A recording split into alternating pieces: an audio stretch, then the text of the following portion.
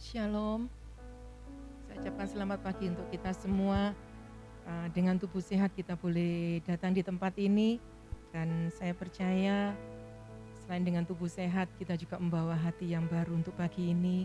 Kita fokus kepada Dia, kita fokuskan hanya untuk Tuhan, amin. Kita mau satu dalam doa sebelum kita melanjutkan ibadah kita. Kami bersyukur, berterima kasih ya Bapa. Kebaikan-Mu menuntun kami ada di tempat ini ya Tuhan. Karena kasih dan anugerah-Mu, kami boleh ada dengan tubuh sehat ya Bapa. Kami bersyukur kami masih boleh bernafas. Kami bersyukur kami bisa membuka mulut kami. Kami bisa mengucapkan pujian kepada-Mu ya Bapa. Terima kasih Bapa. Kami percaya pagi ini Engkau ada bersama dengan kami. Engkau Allah yang menyertai kami ya Bapa. Dan Engkau Allah yang bertata di atas setiap pujian umat-Mu. Karena kami mau pagi ini semuanya itu hanya untuk Engkau ya Bapa. Hati kami, pikiran kami, jiwa kami hanya tertuju kepadamu. Terima kasih Tuhan, terima kasih. Di dalam nama Tuhan Yesus Kristus, kami akan mulai ibadah ini dan kami akan meninggikan nama-Mu. Haleluya. Amin. Kita mau bersyukur, anugerah Tuhan cukup buat kita.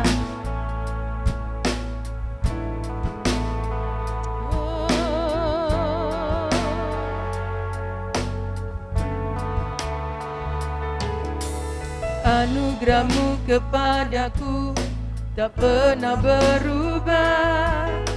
Perbuatan-Mu terlukiskan di dalam hatiku. Tercengangku dibuat-Mu, ku kagum padamu. Tak ada hal di hidupku yang luput dari-Mu. Kau indah, Kau mulia, tiada seperti-Mu. Ku ingin hidupku menyenangkan-Mu. Saya jemput Bapak Ibu untuk bangkit berdiri, menyatakan pengagungan kepada Dia.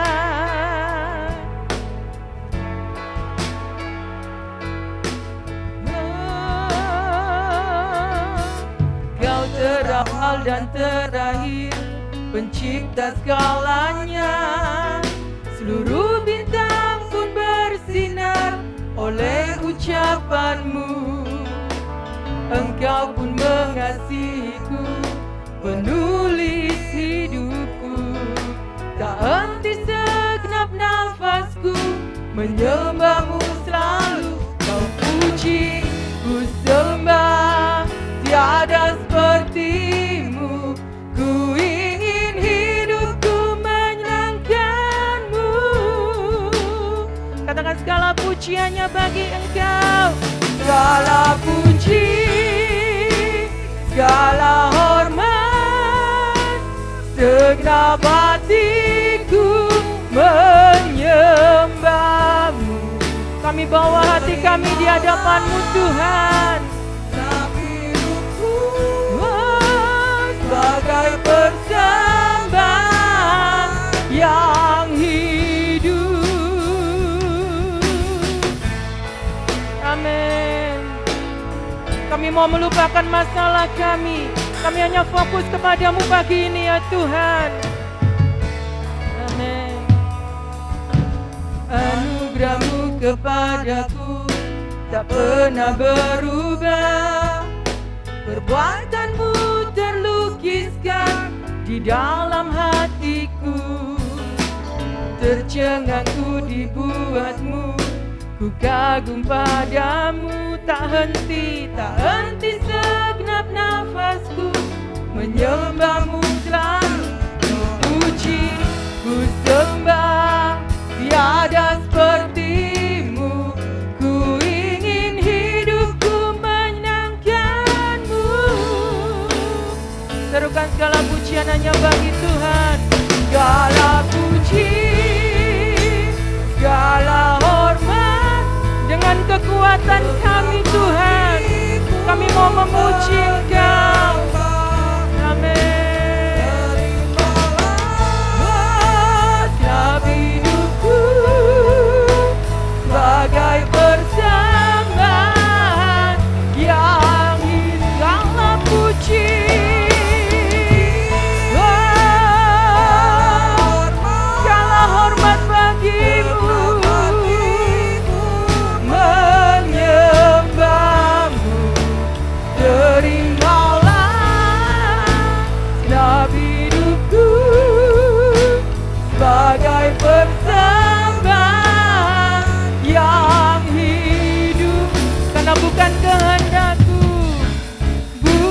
kehendak, semua yang terjadi kehendak-Mu, namun kehendak-Mu. Hidupku bagimu, Kau indah, Kau mulia, ku ingin hidupku menyenangkan-Mu.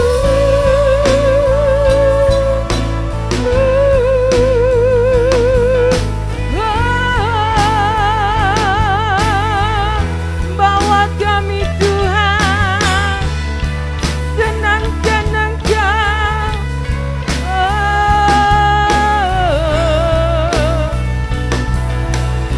Terima kasih, kami sembah Engkau Tuhan.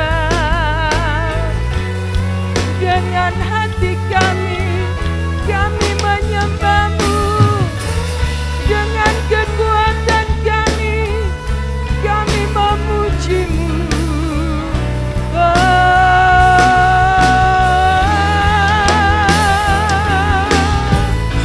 Biar yang bernafas menyembah-Mu Tuhan. Biar hati kami hanya bagi-Mu Yesus.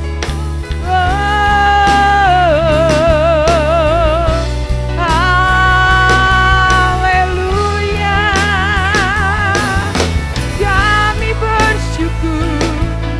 Kami bersyukur Tuhan. Engkau baik, Allah kami.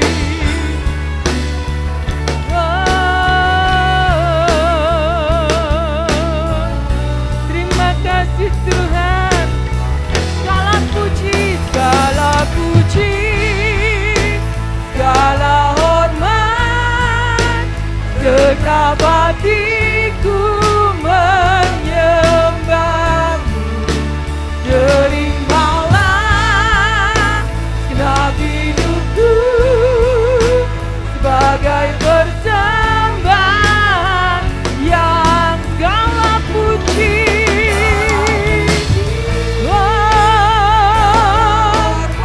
Ini suara kami di hadapan-Mu Tuhan. Terimalah segenap hidupku sebagai persembahan yang Kau puji. Segala puji, segala hormat, segenap hatiku menyembah-Mu. Terimalah segenap hidupku sebagai persembahan yang sebagai persembahan yang sebagai persembahan yang hidup bagi-Mu. Amin. Berikan suara keras buat Tuhan kita. Kami akan memuji nama-Mu Tuhan, dalam nama Tuhan Yesus. Amin. Sekali lagi berikan tepuk tangan buat Tuhan kita. Iya, Bapak Ibu sehat. Kalau kita masih boleh sehat, kita boleh bisa berbicara, kita boleh bernyanyi. Semuanya itu untuk Tuhan. Amin. Amin. Karena Dia adalah sumber kekuatan buat kita. Tidak ada yang lain. Kalau mungkin situasi saat ini membuat kita gentar, tapi katakan, Engkau sumber kuatku ya Tuhan.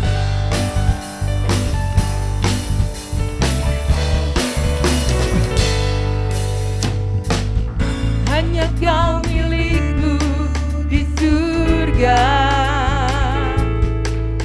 Tiada yang ku ingini di bumi, hanya Kau. Tak ku andalkan kekuatanku,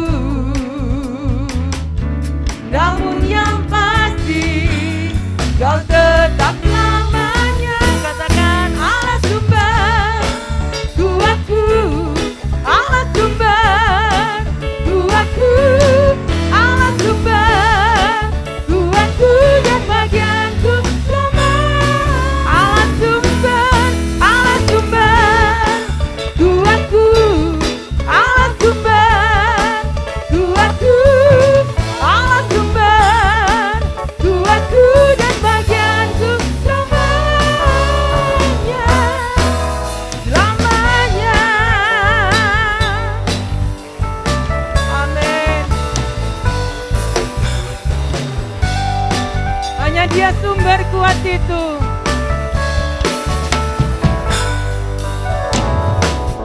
Hanya Kau milikku di surga. Tiada yang kuingini di bumi, hanya Kau. Tidak ada yang bisa kita andalkan. Oh Tuhan, kekuatanku. Namun yang pasti Kau tetap selamanya. Katakan Allah sumber kuatku, Allah sumber kuatku, Allah sumber kuatku dan bagianku selama. Allah sumber kuatku, Allah sumber kuatku, Allah sumber kuatku dan bagianku selama. Sekali kita katakan Allah sumber. Amin. Nyatakan dan akui, cuman Dia sumber itu.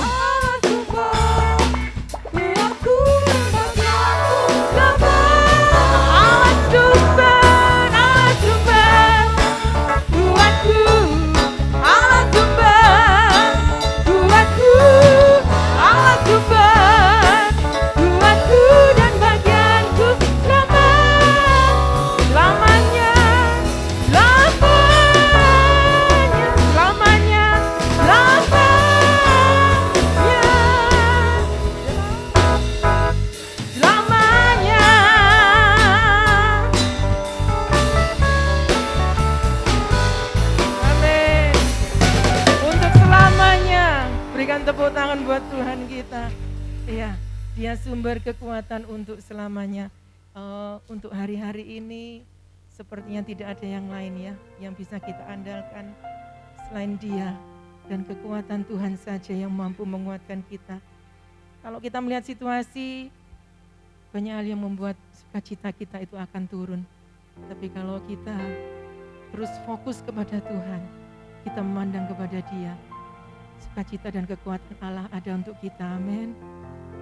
Biarlah kita sebentar mendengarkan kebenaran firman Tuhan. Katakan, hidupku ini hanya untuk menyenangkan Tuhan. Amin. Katakan, Tuhan, ku mau menyenangkan-Mu.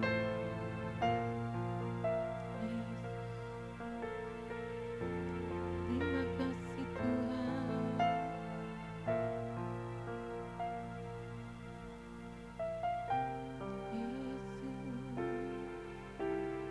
Tuhan, ku mau menyenangkan-Mu. Tuhan, bentuklah hati ini jadi bejana untuk hormat-Mu. Cemerlang bagai emas murni. Tuhan, ini hati kami. Tuhan, ku serahkan hatiku. Semua ku berikan padamu. Bahwa kami tulus, kuduskan hingga tulus selalu, agar aku menyenangkan-Mu, menyenangkan-Mu, menyenangkan-Mu, senangkan-Mu. Hanya itu kerinduanku, menyenangkan-Mu, senangkan hatimu. Hanya itu kerinduanku. Amin. Naikkan pujian ini dari hati kita. Tuhan, ku mau menyenangkan-Mu. Tuhan, bentuk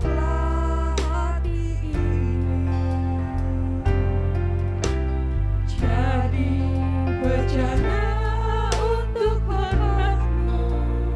Kami mau cemerlang Tuhan, cemerlang bagai emas murni. Tuhan, ku serahkan hatiku, semua ku berikan padamu.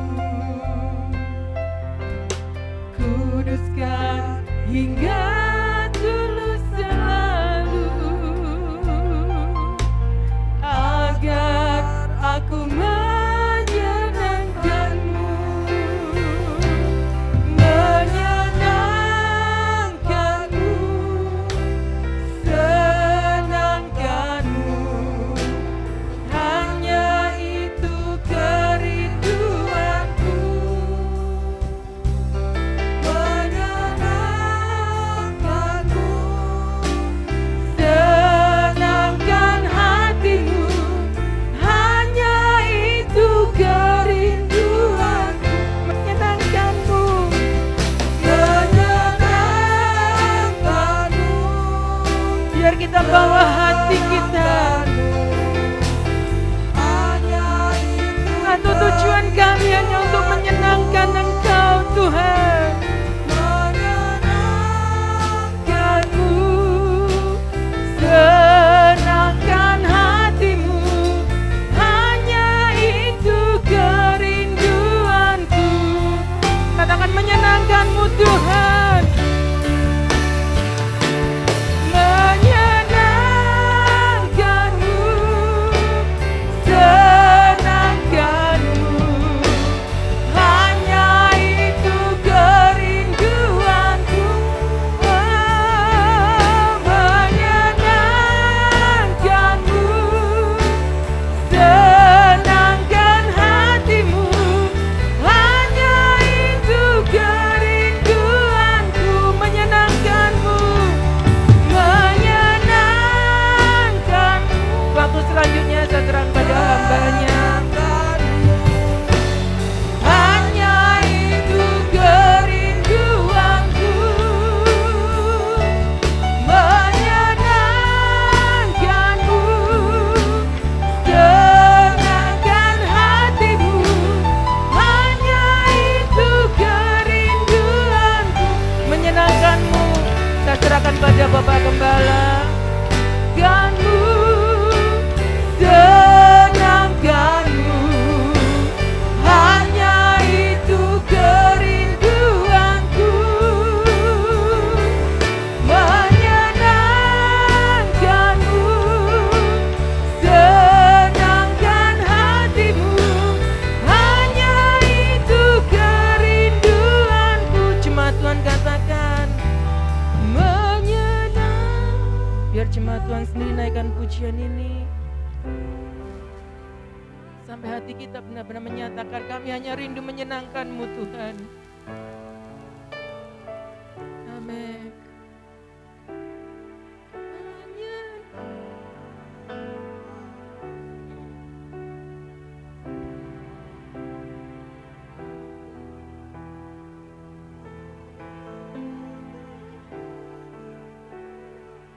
Sekali lagi katakan menyenangkan. Menyenangkan-Mu,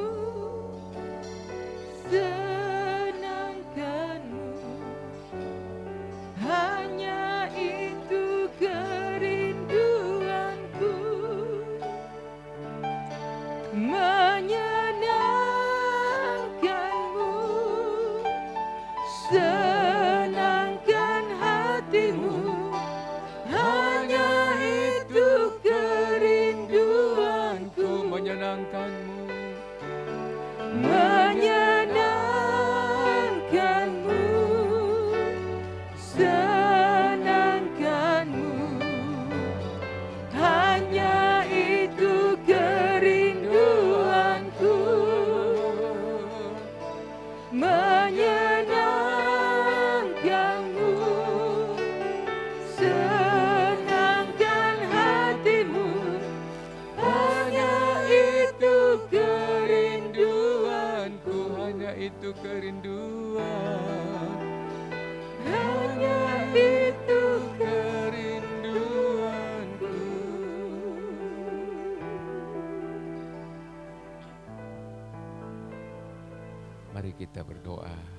sorga, kami mengucap syukur sebab sehat itu mahal dan berharga.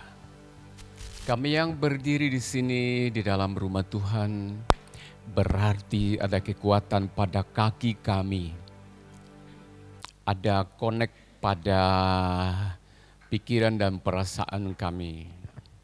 Terima kasih untuk semuanya. Kami puji-puji nama Tuhan.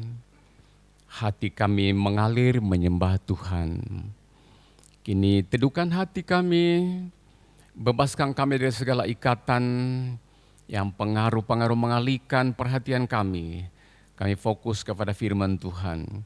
Berikan kekuatan kepada tubuh kami, berikan roh yang menyala, dan ampunilah segala kesalahan kelalaian kami. Memungkinkan kami layak kepada firman kebenaran pada pagi hari ini. Beri kami tubuh yang sehat, kekuatan batin. Kami ibadah dengan senang hati, karena kami bergembira, bersukacita. Kami percaya ada Yesus hadir dalam ibadah kami pada pagi hari ini. Ada Roh Kudus menolong, mendampingi kami, menghibur kami semuanya. Terima kasih Tuhan, kami buka hati dan pikiran. Mari Tuhan kuasai kami dan kami bercengkerama dengan Bapa di dalam firman Allah. Kuasa dari sorga, pengaruh dari sorga di dalam ruangan ini. Fasilitas sarana yang dipakai diberkati Tuhan. Dalam nama Yesus kami semua siap diberkati. Yang siap mari katakan amin. Amin. Tuhan berkati, shalom, selamat pagi, silakan duduk. Terima kasih teman-teman pemusik. Tuhan berkati. Mari kita baca firman Tuhan. Roma pasal 15 ayat 1, kita baca ayat 1 sampai ayat 7.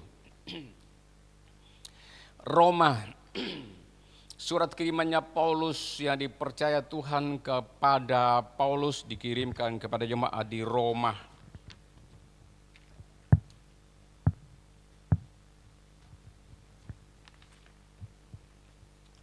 Pasal 15 ayat 1 sampai 7 saya bacakan atau kita baca bersama. Saya baca di Alkitab saja supaya enggak banyak saya noleh-noleh ya. Orang yang lemah dan orang yang kuat. Itu judul dari Alkitab. Orang yang lemah dan orang yang kuat. Kita yang kuat wajib menanggung kelemahan orang yang tidak kuat. Dan jangan kita mencari kesenangan kita sendiri.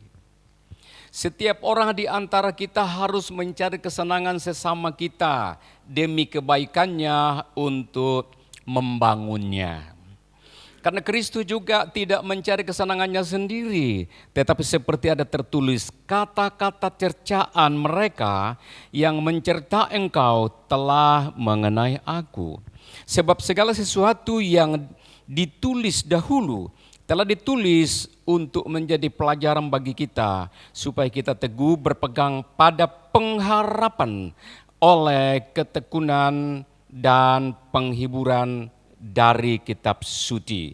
Semoga Allah yang adalah sumber ketekunan dan penghiburan mengaruniakan kerukunan kepada kamu sesuai dengan kehendak Kristus Yesus, sehingga satu hati dan satu suara kamu memuliakan Allah dan Bapa Tuhan kita Yesus Kristus.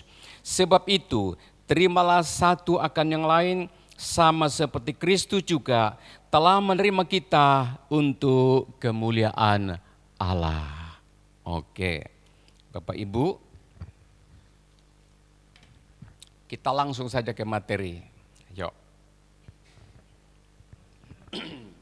Tema kita hari ini, pagi, siang, sore, tema ini dibicarakan. Sukacita dan sehati. Itu ayatnya sampai 13. Saya ambil yang kira-kira yang saya bisa bicarakan saja, enggak terlalu banyak bacanya. Oke, sukacita dan sehati. Yang diperlukan di sana itu adalah sukacita, tapi untuk mencapai sukacitanya itu ada pekerjaan yang harus dikerjakan untuk mendapatkan sukacita, yaitu namanya sehati. Ada 3 prinsip untuk saling menolong dalam perbuatan untuk kita wujudkan perbuatan untuk menolong orang. Karena di sini judulnya dikatakan begini, orang yang lemah dan orang yang kuat. Kita ditempatkan di manakah? Apakah kita ada di pihak yang lemah atau kita di pihak yang kuat? Tapi Alkitab di sini berkata, biarlah yang kuat itu bisa menolong yang lemah. Nah, orang yang kuat dan orang yang lemah, dan kita akan wujudkan di dalam ada 3 prinsip ini. Prinsip yang pertama, bagaimana caranya kita untuk bisa menolong orang yang lemah kalau saudara merasa diberkati Tuhan. 1, yaitu sehati atau sepakat. Sehati atau sepakat. Ayat 1 dan 2. Kita yang kuat wajib menanggung kelemahan orang yang tidak kuat. Dan jangan kita mencari kesenangan kita sendiri. Setiap orang di antara kita harus mencari kesenangan. Setiap orang di antara kita harus mencari kesenangan sesama kita demi kebaikan untuk membangun orang tersebut. Ayat 1 dan 2. Saya akan pindah kepada cerita pada poin ini, Markus pasal 2 ayat 1 sampai 12. Dalam kata firman Tuhan itu begini. Suatu saat ketika Yesus sudah habis mengajar di Kapernaum dan orang mendengarkan bahwa Yesus mengajar menyembuhkan orang, menolong banyak orang dan lain sebagainya. Orang mendengar dan mereka mengawasi Yesus. Kemana-mana Yesus pergi, orang mengikutinya. Suatu ketika masuk di salah satu rumah, masuk di rumah salah satu penduduk. Dan orang tahu Yesus ada di sana. Di rumahnya Ibu Mary, kira-kira demikian. Orang sebelah sana mendengarkan. Orang dari sebelah sini mendengar. Dan mereka berduyun-duyun ke sana. Karena mereka tahu pasti Yesus menyembuhkan orang. Saudara, ada seorang lumpuh. Lumpuh total. Tidak bisa gerak ngapa-ngapa. Artinya orang ini baru bisa minum, baru bisa buang air, baru bisa makan, baru bisa bergerak kalau diubah oleh orang. Orang ini kepingin hidup, butuh pertolongan. Persoalannya bagaimana mau pergi. Orang ribut berkata ada Yesus di sana, sembuhkan orang sakit. Penyakit apapun bisa disembuhkan. Persoalannya bagaimana caranya ke sana. Firman Tuhan berkata ada 4 orang teman dekatnya. Orang itu membopong dia, dinaikkan di salah satu amben. Bahasa Alkitab berkata, apa ya? Tilam. Tilam itu bahasa Jawa ya? Mungkin dari bambu gitu ya. Nah, dinaikkan di situ ada tikar seadanya. Kemudian mereka angkat, digotong 4 orang ke sana sampai di sana. Karena manusia meluber, tidak ada lagi jalan untuk mendekat kepada Yesus. Dan Yesus harus sentuh orang. Bagaimana caranya? Tidak bisa. 200 meter dari rumah tempatnya Yesus ada, orang lumpuh ini diletakkan. Untuk punya pengharapan sampai ke sana tidak bisa. Akhirnya bagaimana caranya? Akhirnya mereka mendekat sampai pada rumah tersebut. Yang menjadi halangan sekarang ini, begitu tebalnya orang dan tidak bisa sampai di pintu, nggak bisa masuk ke dalam rumah itu. Karena Yesus dalam rumah, bukan di halaman sana. Nah, saudara sekalian, apa yang terjadi? Yang diperlukan sekarang itu adalah sehati, sepakat. Butuh, karena ini orang 4 harus sepakat, runding, rapat, tanpa doa pembukaan dan lain sebagainya. Nah, 4 orang ini ngomong-ngomong bagaimana, karena kita nggak bisa sampai ke sana membawa orang lumpuh ini, bagaimana caranya kita membawa ke sana orang ini? Satu cara, kita naik ke atas bubungan rumah. Ini sudah nggak sopan, tapi nggak ada cara lain. Saya tidak bicarakan atap rumahnya itu model apa, tetapi yang saya mau soroti ini adalah orang 4 ini mengangkat dia naik ke atas. Saudara, bayangkan kalau mereka tidak sepakat, tidak sehati, bisa ngelundung dan mati ngenas ini orang. 4 orang, pasti seimbang. Naik ke atas, kemudian diulur dari atas, ada Yesus di bawah. Pas di bawahnya itu, mereka turunkan dari bawah. Ini ada 4 tali, saudara melihat. Ini amben, ini ada 4 pojoknya. Satu sebelah sini, satu sebelah sini, satu di sini, dan satu sebelah sana. Masing-masing mereka berempat. Ketika diulur pasti seimbang, seperasaan, pelan-pelan. Kalau satunya dikendorkan, numplak. Tambah lumpuh tuh orang. Jadi butuh kesehatan. Saya bacakan firman Tuhan. Kita buka Markus pasal 2. Kata firman Tuhan begini, saya mau baca sampai ayat 5 nanti ya. Markus pasal 2 ayat 1. Kemudian sesudah lewat beberapa hari, waktu Yesus datang lagi ke Kapernaum, tersiarlah kabar bahwa ia ada di rumah. Maka datanglah orang-orang berkerumun sehingga tidak ada lagi tempat. Bahkan di muka pintu pun tidak. Sementara ia memberitakan firman kepada mereka. Ada orang yang datang membawa kepadanya seorang lumpuh digotong oleh 4 orang. Tetapi mereka tidak dapat membawanya kepada Yesus karena orang banyak itu. Lalu mereka membuka atap yang di atasnya, ini besar di atasnya Yesus.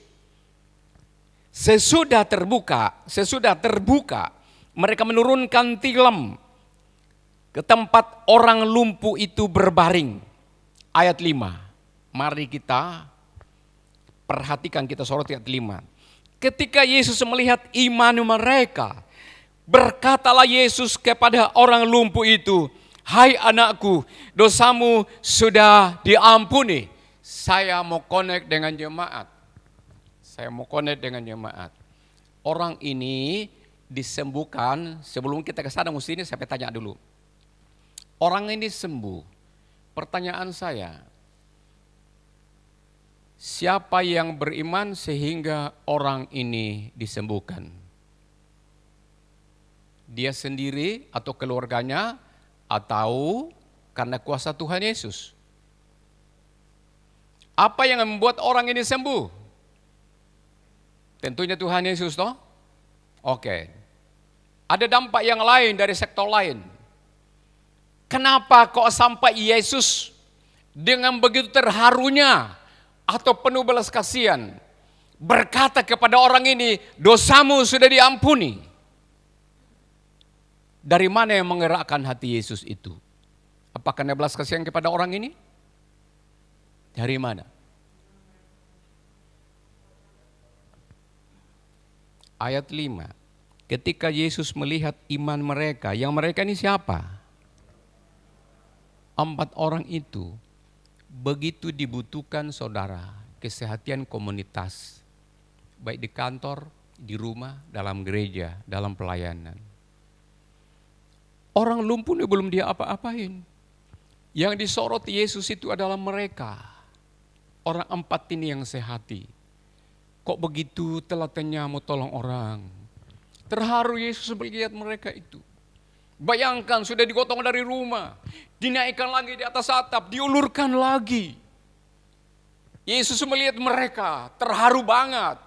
Ini orang-orang baik, orang rendah hati, niat mau tolong orang. Ketika Yesus melihat iman mereka,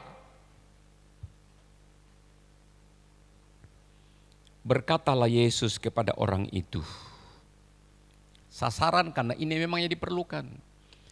"Hai anakku." Bayangkan, dia enggak katakan, "Hei orang muda."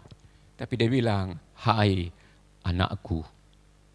Begitu diambilnya menjadi keluarganya. "Hai anakku, dosamu sudah diampuni." Apa artinya dosa diampuni? Dosa diampuni itu bertalian dengan keselamatan, hidup yang kekal. Engkau sudah diselamatkan. Otomatis tubuh sembuh, sakit sembuh. Oh, hidup sudah hidup kekal, diubah. Begitu luar biasanya. Orang di sekitar itu melihat, siapa gerangan orang ini menghujat Allah. Yang bisa mengampuni orang di dunia adalah Allah. Kenapa berani dia berkata demikian? Saudara, mereka lupa. Yesus pernah berkata, "Segala kuasa di sorga dan di bumi diberikan kepadaku." Lalu Yesus berkata, "Kamu tidak tahu anak manusia diberikan kuasa mengampuni dosa di dunia ini." Dan dalam ceritanya berikutnya itu sampai pada ayat yang ke-12. firman Tuhan berkata, orang itu disembuhkan dan dia pikul tempat tidurnya pulang ke rumahnya. Saya ceritakan secara singkat ini bahwa kesehatan itu menolong orang begitu diperlukan. Kita kembali. Bapak Ibu, sehati sangat diperlukan. Kalau tidak sehati, cuma selalu saya pesan, dalam komunitas itu banyak orang, beda-beda. Beda kasta, beda suku, beda karakter, beda tingkat sosial, beda paham, beda ide dan lain sebagainya. Itu sulit disatukan. Kalau kita nggak memiliki perasaan yang sama, perasaan Kristus, hati yang sama, pikiran yang sama, sulit kita. Nah makanya kadang-kadang saya omong, kalau di mana ada komunitas hanya dua kemungkinan, kalau nggak Tuhan ada, hantu yang ada. Jadi itu kita jaga baik-baik supaya kita saling ngerti. Nah di dalam ada poin berikutnya nanti kita ketemukan bagaimana caranya supaya kesehatan komunitas itu bisa bagus, bisa lama. Nah di dalam grup baca ayat Alkitab saja kadang-kadang itu aneh-aneh saudara, terjadinya begitu. Terjadi kadang kita ucapkan selamat ulang tahun bagi teman-teman yang lain, nanti yang lainnya lupa. Nanti yang lainnya dilupakan, ya loh kamu kok diam semua, aku ulang tahun lain sebagainya. Bisa demikian kan? Bisa merasa ditinggal. Jadi itu kita tetap harus sepaham sehati supaya komunitas kita itu bagus. Bisa berdampak bagus kepada lingkungan. Dan ada orang diubahkan, diberkati Tuhan. Gitu ya. Nah Bapak Ibu Saudara sekalian, sekarang kita pindah kepada poin yang kedua. Prinsip yang kedua apa? Untuk bisa menolong sesama kita. Dewasa. Ayat yang ke-7. Ayat yang ke-7. Waduh, saya masih ada di Markus. Roma pasal 15 ayat yang ke-7 katakan begini. Sebab itu terimalah satu akan yang lain, sama seperti Kristus juga telah menerima kita untuk kemuliaan Allah. Dewasa itu artinya dewasa itu gampang pahami orang, gampang terima orang, gampang maklum, gampang memaafkan, dan gampang melepaskan hak, dan lain sebagainya tentang dewasa itu. Sikap yang kedua adalah dewasa. Apapun yang kita kerjakan, mari yuk kita semua dengan sikap yang dewasa. Tidak dewasa bukan berarti hamba Tuhan mengatain jemaat anak-anak, enggak. Artinya itu kita harus punya kemampuan memahami orang lain. Memahami keperluan kebutuhan orang lain. Jadi segalanya kita kerjakan dengan sikap dewasa. Tanggung jawab artinya. Enggak tanggung-tanggung tetapi kita jawab juga. Demikian ya. Nah Bapak Ibu, saya mau baca ini di dalam 1 Samuel, dalam kitab 1 Samuel pasal 22, ayatnya begini, saya baca saja ya. 1 Samuel pasal 22, Daud di Adulam. Lalu Daud pergi dari sana dan melarikan diri ke gua Adulam. Ketika saudara-saudaranya dan seluruh keluarganya mendengar hal itu, pergilah mereka ke sana mendapatkan dia. Berhimpunlah juga kepadanya setiap orang yang dalam, saudara bisa garis bawah itu, kesukaran. Setiap orang yang dikejar-kejar oleh tukang piutang, tiap orang yang sakit hati, maka ia menjadi pemimpin mereka. Bersama-sama dengan dia ada kira-kira 400 orang. Ini 400 orang ini orang bermasalah. Bapak Ibu, itu kejadiannya ketika Daud lagi habis berperang dan pulang menang. Lalu orang di kampung itu berteriak-teriak, mengeluh-elukan dia. Mereka berkata, Saul mengalahkan musuh beribu-ribu dan puluh-puluh ribu. Tetapi Daud, anak remaja yang tampan itu, yang simpati-empati itu, mengalahkan musuh berlaksa-laksa. Dia kalahkan satu kerajaan. Lalu marahlah Saul dan mencoba bagaimana caranya memburu Daud ini dan melenyapkan dari dunia ini. Daud sebagai manusia dia takut dan dia pergi melarikan diri. Saudara, dalam ketakutannya Daud ini, dia pergi menyembunyikan diri ke atas pegunungan. Saudara, orang tahu bahwa Daud pergi ke sana, lalu orang ke sana mencari nasihat. Mereka yang bermasalah dikatakan sekitar 400 orang. Ada orang yang sudah diancam oleh orang yang ada hubungan dengan utang piutang. Ada orang yang berjanji dengan bisnis, teman bisnisnya. Lalu mereka ketakutan, mereka siap dibunuh. Lalu mereka mencari Daud, mencari nasihat. Berikan kami petunjuk, berikan kami pembelaan, bantu kami, tolong aku untuk bisa lepas dari ikatanku ini, dari bebanku ini.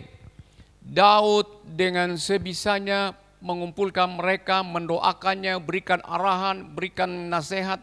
Kemudian diarahkan, kamu ke sana, kamu segini, bersikap demikian, jangan panik, caranya begini, berdoa dan cari Tuhan. Dia bantu yang bisa dibantu langsung, dia arahkan yang tidak bisa dibantu langsung. Orang bermasalah, orang sakit hati, orang ketakutan, 400 orang. Daud tidak katakan kamu ke sana. Ini loh aku juga ketakutan. Sebentar lagi kepalaku lepas dari leherku karena dikejar-kejar oleh Raja Saul. Ia tidak katakan demikian. Tapi dia terharu melihat orang yang butuh pertolongan. Dia layani. Dia berikan solusi dari persoalan itu. Dan Alkitab berkata, banyak orang juga empati dan simpati kepada Daud. Karena keluarganya dititipkan ke orang. Saudara, Daud ini menyikapi segala persoalan dengan dewasa. Tidak marah-marah, tidak emosi. Dia hadapi semua persoalan dengan tenang, damai, santun dan dewasa. Menarik, luar biasa. Saudara, kita semua anak-anak Tuhan, kita melayani, kita ibadah, kita berkorban, kita tolong orang, kita kunjungi orang, kita doakan orang dengan sikap dewasa. Artinya gampang kita sesuaikan situasi. Kadang-kadang mungkin kita berkunjung ke rumah orang, mungkin orang lagi sakit gigi dan tidak ramah. Kita jangan tersinggung, tahu kira-kira situasi apa dan lain sebagainya. Demikian. Saudara, saya sudah sering ceritakan, saya jadi pengerja di Jawa Barat. Rumahku kira-kira jadi hayamuruk di sana dan gereja itu di sini. Untuk sarapan pagi saya harus setiap pagi itu pergi ke rumah pendeta untuk makan. Kadang-kadang saya belum sampai di sana itu gembalaku itu sudah merem begini. Artinya sudah datang berdoa, saya nggak datang-datang dia nggak makan. Aku tahu dalam kondisi seperti begini pasti aku nanti dimarah. Dia sudah utus orang, saya belum mandi. Nah, saya jalan kaki, dia bayangkan jalan begitu, berapa menit itu. Dia duduk. Nah, saya nggak tersinggung kalau dia lagi seperti itu karena saya tahu pasti dari tadi pegel ini lihat saya. Nah, jadi sudah mengkondisikan sedemikian kita santai, kita asik-asik aja, kita nggak boleh juga emosi, dewasa. Kita menyerahkan pertolongan kita kepada orang dengan dewasa, tidak menggerutu dan lain sebagainya. Bapak Ibu, saya sudah suka tolong orang. Mulai dari saya belum menikah saya sudah tolong orang, anak-anak tak bantu sekolah dan sebagainya. Tidak ada yang ingat saya. Betul. Kadang-kadang sebagai manusia saya tolong tapi dia lupa saya. Itu kadang-kadang saya sikapi dengan tidak dewasa. Tapi saudara, mari kita dalam topik ini kita lakukan segala sesuatu dengan senang hati, dengan dewasa. Nah saudara, baru-baru ini, 3 tahun yang lalu, tahun 2019, mau dekat-dekat Natal, bergumang saya ngelamun begini. Aku kepingin memberi, ada satu komunitas kepingin aku ngasih. Betapa bahagianya mereka kalau saya kunjungi lalu tak kasih rezeki berkat Natal. Tapi kok enggak pernah ada ya. Aku ceritakan sama istri, ma kepingin aku berbuat. Sambil saya nangis tuh ngomong, kepingin aku ngasih. Enggak pernah ada. Nah saudara, saya bayangkan betapa dewasanya aku kalau bisa memberi kepada mereka itu. Nah Bapak Ibu, nggak tahu gimana orang Jawa bilang jelala.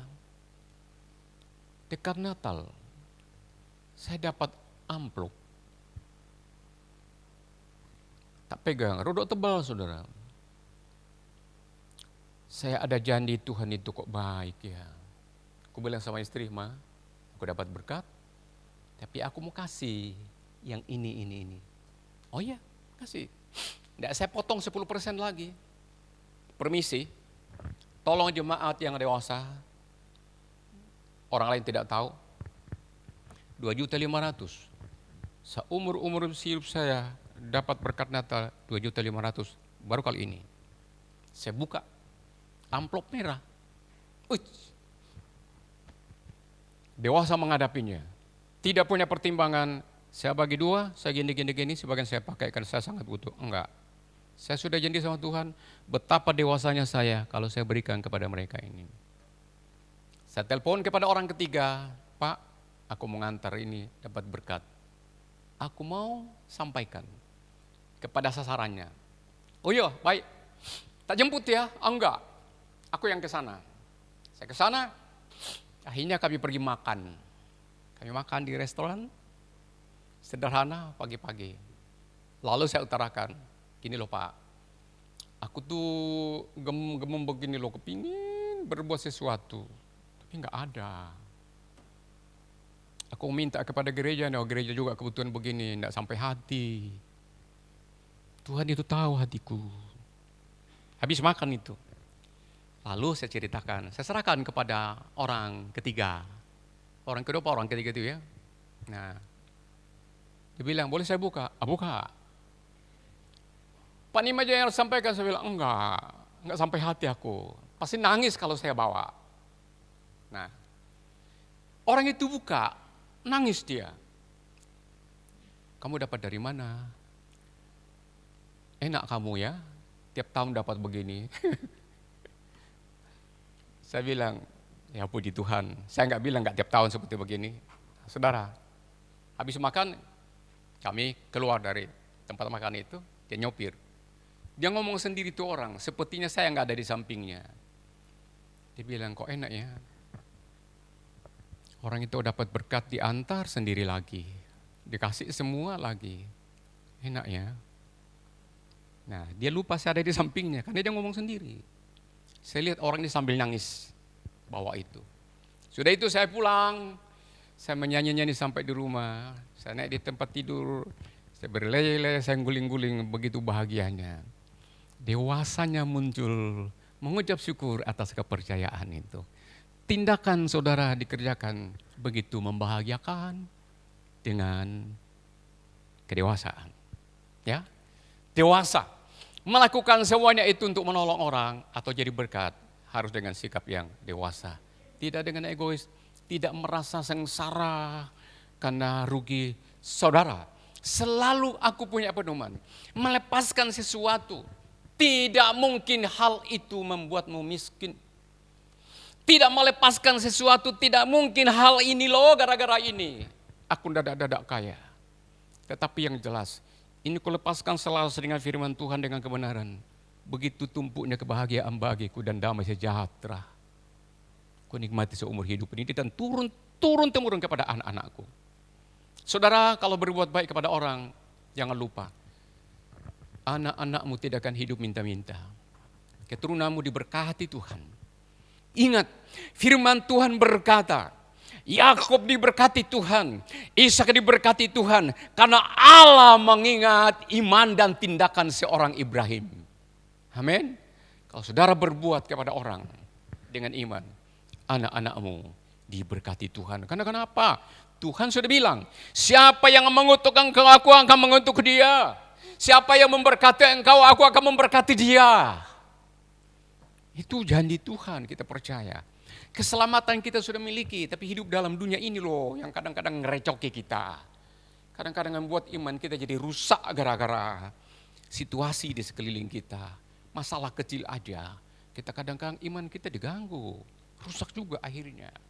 Oke, ini selesai, nih kita pindah ke yang ketiga. Hampir selesai, ayo kita pindah ke yang ketiga deh. Punya pengharapan. Prinsip yang ketiga adalah punya pengharapan. Prasyarat hidup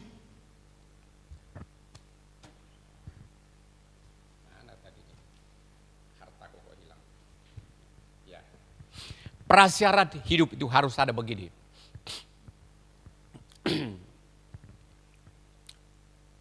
Punya pengharapan. Ini sudah ayat, tak baca dulu supaya saya nggak kabur.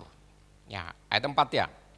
Ayat 4. Sebab segala sesuatu yang ditulis dahulu telah ditulis untuk menjadi pelajaran bagi kita supaya kita teguh berpegang pada pengharapan oleh ketekunan dan penghiburan dari kitab suci.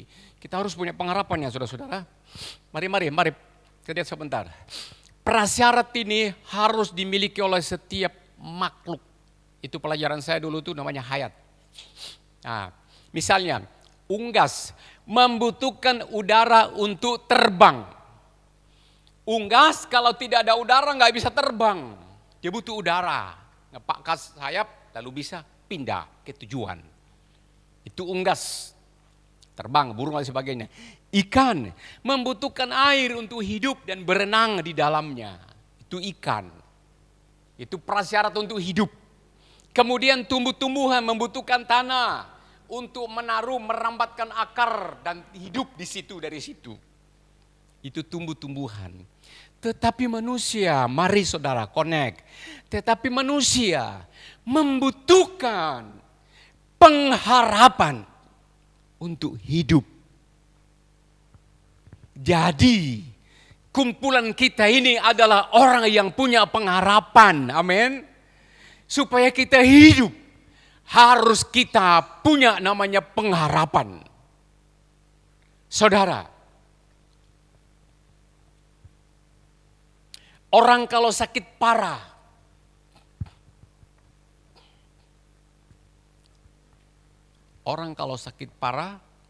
dokter bilang ini susah dioperasi, sudah cari cara, enggak bisa. Akhirnya ke luar negeri. Memungkinkan kapasitas di sana mencukupi. Bayar mahal, bisa sampai 1 M. Rela loh, jual rumah, jual sembarang demi kesembuhan. Kenapa sampai rela seperti begitu? Karena punya pengharapan hidup.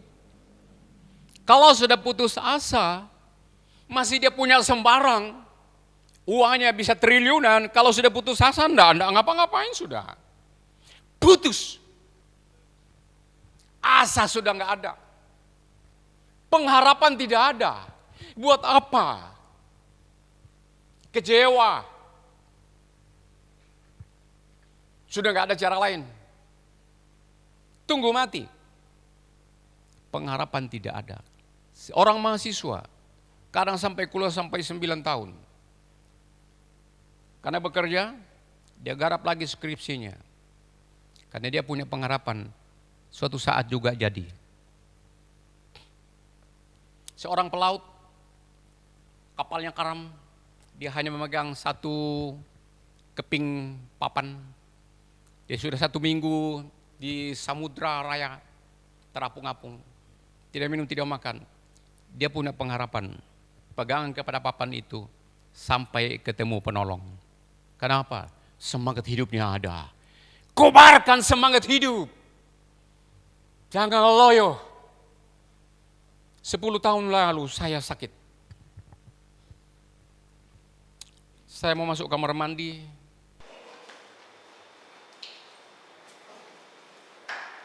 Otot ini enggak punya kekuatan. Permisi. Otot di paha kayak enggak fungsi. Kalau angkat kaki yang begini tuh kendor begini. Saya mau menoleh, enggak kuat.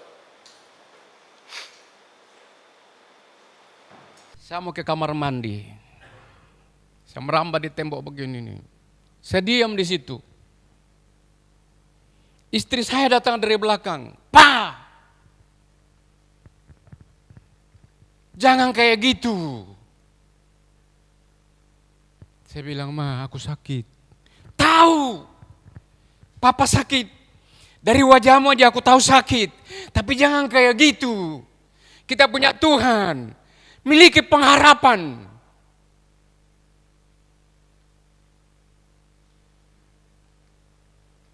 Saya lihat istri kesian. Saya jalan ke kamar mandi, enggak loyo lagi saudara.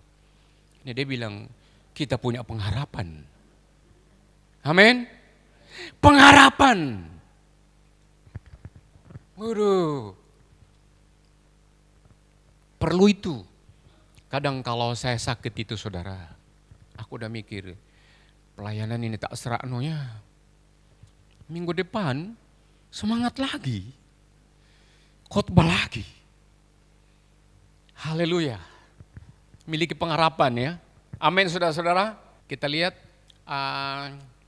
ini terakhir ya. Apa janji Tuhan kepada orang yang punya pengharapan? Kita lihat sebentar sayang. Apa janji Tuhan kepada orang yang berpengharapan? Sukses tanpa batas. Sukses itu jangan hanya dikonotasikan dengan uang, Bapak Ibu. Aku juga butuh duit. Tapi bukan itu toh.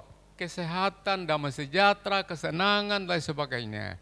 Ada 2 janji dari kitab Yeremia adalah Tuhan janjikan kepadamu. Pada yang kedua kita lihat dulu dikatakan itu ada MDC. MDC itu artinya apa? Masa depan cerah. Tapi kalau orang-orang sudah usia begini mana ada lagi masa depan cerah. Masa tua terpelihara oleh Tuhan. Sakit-sakitan tetap ditolong Tuhan. Amin. Makan dengan baik. Saya kalau sakit, satu hal saya ingat. Jangan sampai, permisi, jangan sampai kalau makan tumpah. Kalau saya makan dan gak tumpah, saya makan terus. Enak gak enak, saya makan terus. Karena itu apa? Makanan itu adalah obat. Usahakan jangan sampai obat menjadi makanan kita. Tetapi kita buat makanan itu jadi obat. Amin. Orang kalau sudah gak bisa makan mau apa lagi? Mesti punya masa lantak-lantaan. Gak bisa ngapa lagi. Pengharapan sudah gak ada. Itu ayat itu berkata, Yeremia 29 ayat 11 katakan, rancanganku untuk kamu bukan rancangan yang rusak, bukan malapetaka.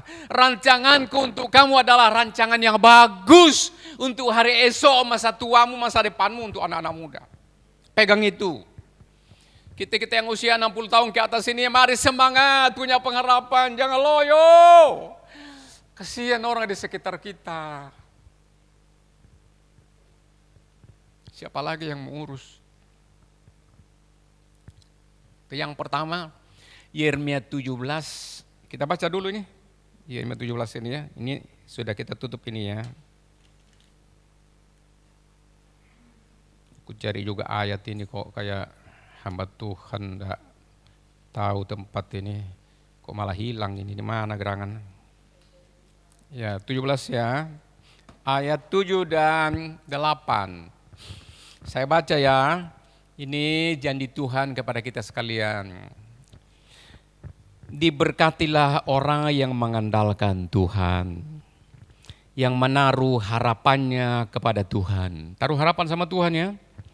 Ia akan seperti pohon yang ditanam di tepi aliran, di tepi air, yang merambatkan akar-akarnya ke tepi batang air. Dan yang tidak mengalami datangnya panas terik, yang daunnya tetap hijau segar sehat, yang tidak khawatir dalam tahun kering, enggak ada masa peceklik, dan yang tidak berhenti menghasilkan buah, tidak pernah berhenti menghasilkan buah. Saya tutup dengan kesaksian keluyuran. Suatu saat Pak Ayeng itu janji begini, keluarga Mas Tanto, keluarga Mas Tene, keluarga Pak Matias, keluarga Pak Daud. Ini krunya itu, gengnya. Mau ajak, dia berjanji mau ajak ke Bromo, kemana-mana. Yang lain sudah selesai, tinggal aku dengan istri.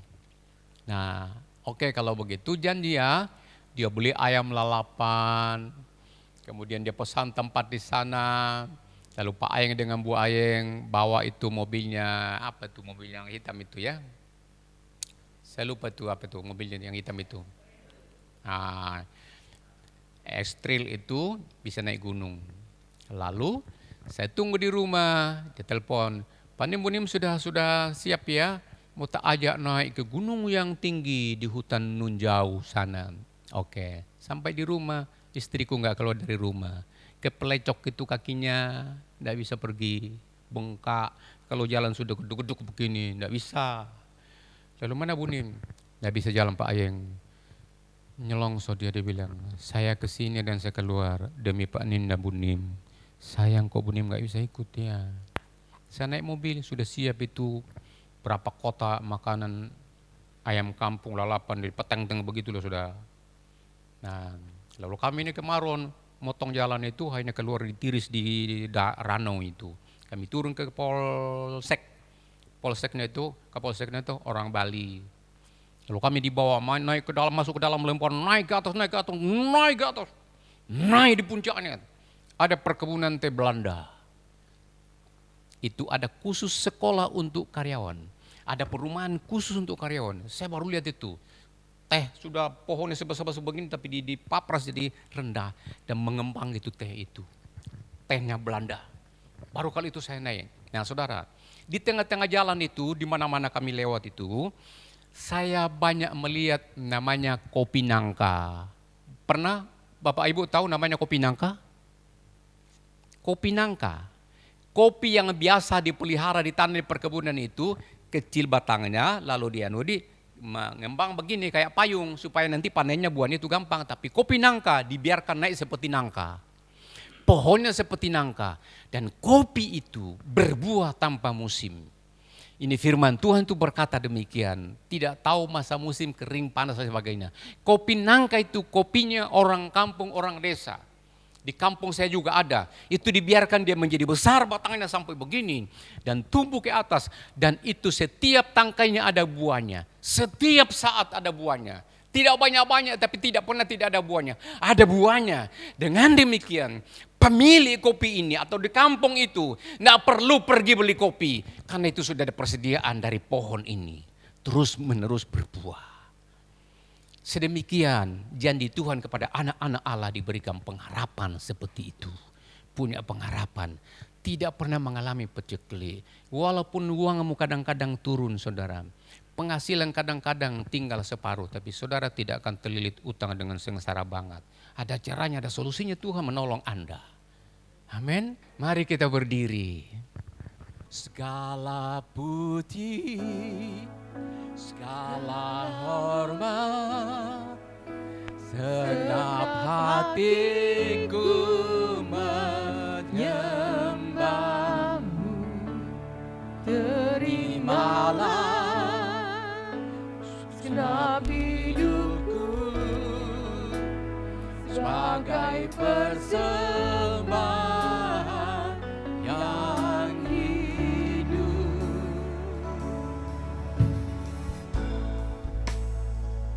Silakan lanjutkan.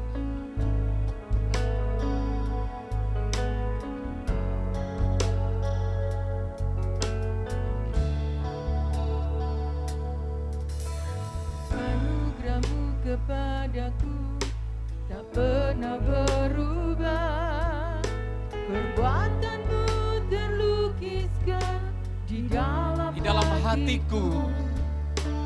Tercengangku dibuatmu, ku kagum padamu. Aku kagum Tuhan. Tak ada hal di hidupku yang luput darimu.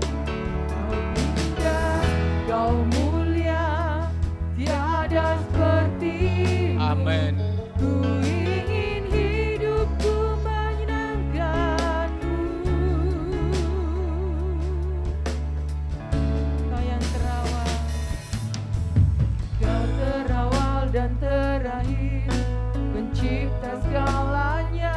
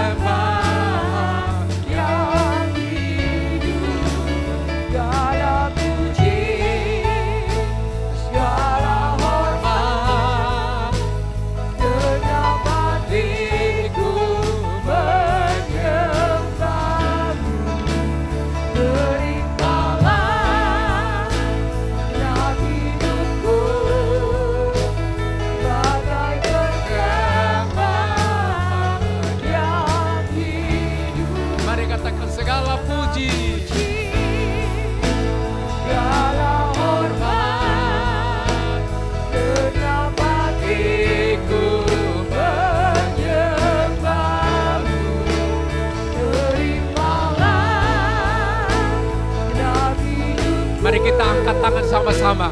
Kita angkat tangan kita sembah sejenak. yang hidup, segala puji, segala hormat, kenapa hatiku menyembahmu.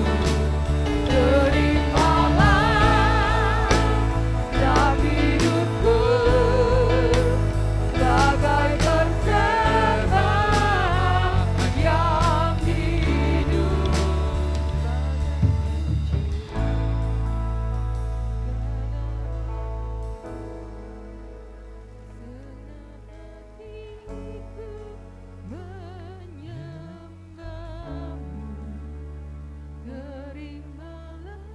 Segenap hidup.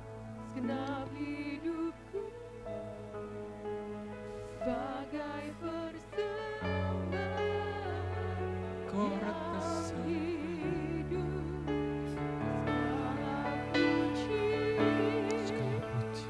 segala hormat, Engkau dihormati. genap hatiku Biar setiap hati menyembah Dia. Yesus. terimalah Terimalah Tuhan. segenap hidupku sebagai persembahan yang hidup, sebagai persembahan yang hidup, sebagai persembahan yang hidup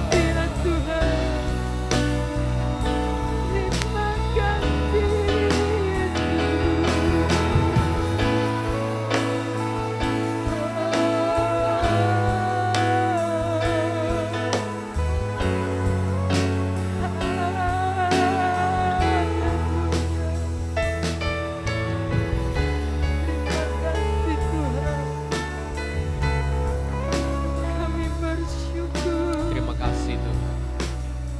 Terima kasih Tuhan, tolong umat pelihara domba-dombamu Tuhan.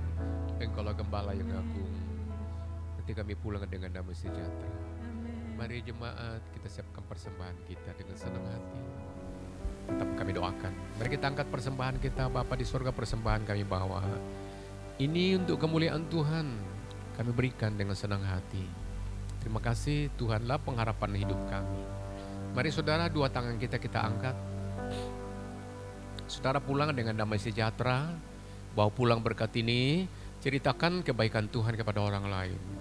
Perkuatlah iman saudara, ketekunan. Bantulah satu yang lainnya. Dan saudara akan diberkati Tuhan. Dan tetaplah setia bersekutu dengan Tuhan. Dalam rumah, dimanapun saudara berada, di pekerjaan, di kantor, di mana-mana. Anak-anak kita diberkati Tuhan. Ibadah kita Tuhan dipermuliakan.